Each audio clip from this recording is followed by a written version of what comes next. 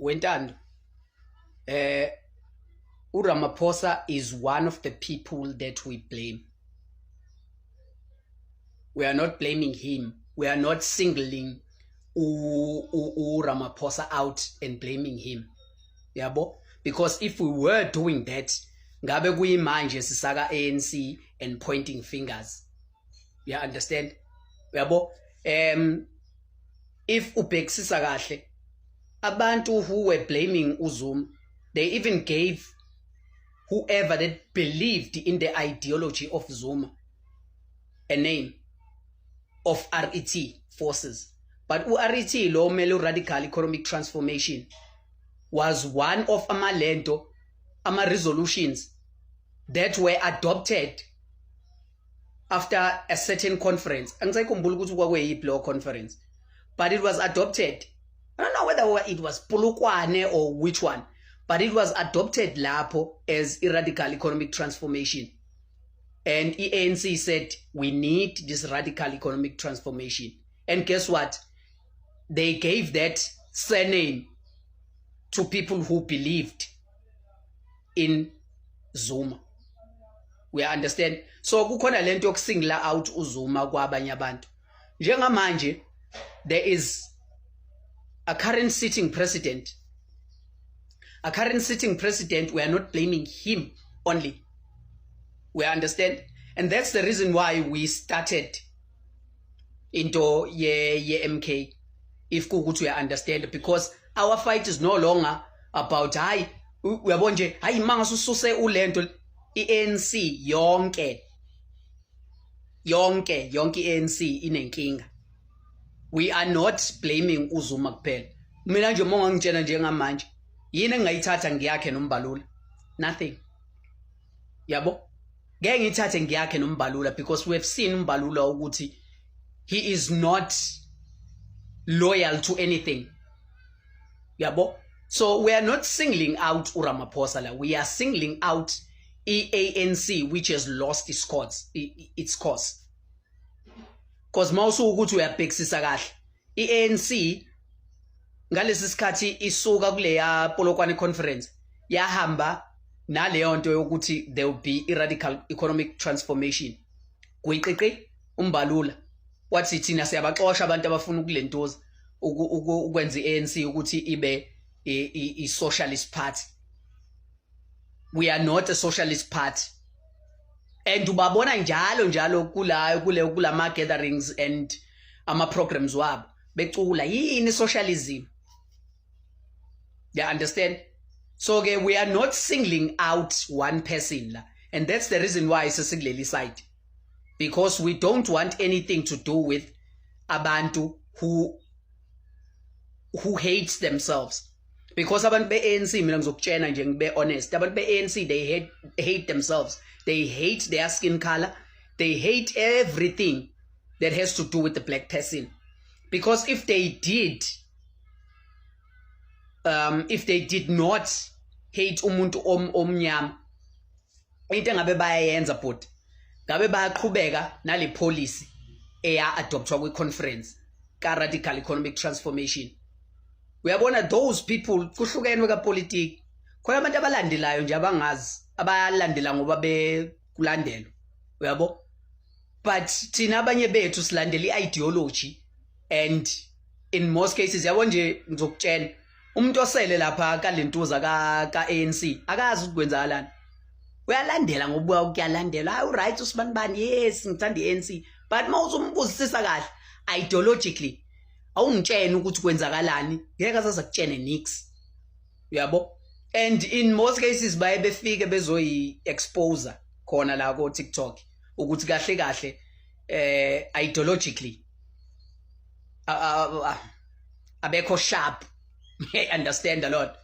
But again, nansi into engizokutshena yona, we are not blaming uRamaphosa yedwa. Ramaphosa is part of people that needs to be blamed. Uyabo? Is part of people that needs to be blamed. Uyabo? Because there was once this thing called estate capture. Estate capture sesine surname njengamanje. Wacabanga estate capture ucabanga uZuma. And yet khona khona abantu nje manje abanezikhundla lapha ku-ANC ababe serve under that administration, but bona usubabona as though bama lento ngathini bama angels njengamanje, but they were part of iZuma administration ngalesi sikhathi se-state capture. But njengamanje they've singled out umhlanganyelwa as though i-state capture it was captured by uZuma yedwa. Uyabo, if there was this thing called the state capture, I've read some of the things laphana kulesa state capture sakhona, doesn't give me anything tangible. We work with that thing in South Africa. We work with tangible or admissible evidence ukuthi awusibanibani has done 1, 2 and 3. Badlalile ngawe mfethu kwi-media. Badlalile nje ngawe kwi-media to say ukuthi ubobona once uMbalula was part of administration kaZuma.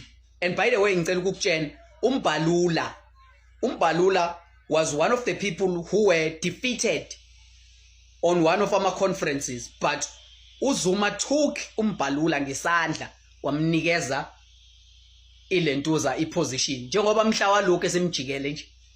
You understand? Omthatha omnikeza iposition khona ebithiwe. We understand? Kodwa mhla walokho usemjikele usehamba naleli side asehamba nalo. Ilonto ke mfethu ukuthi abantu we don't trust iANC because there's people abafana noMbalula, there's people abafana no Ramaphosa lapha who served as the deputy by the way under state capture. There's people abafana no Mokonyane abasevayo njengamanje kodwa babeseva futhi nangalesa sikhathi.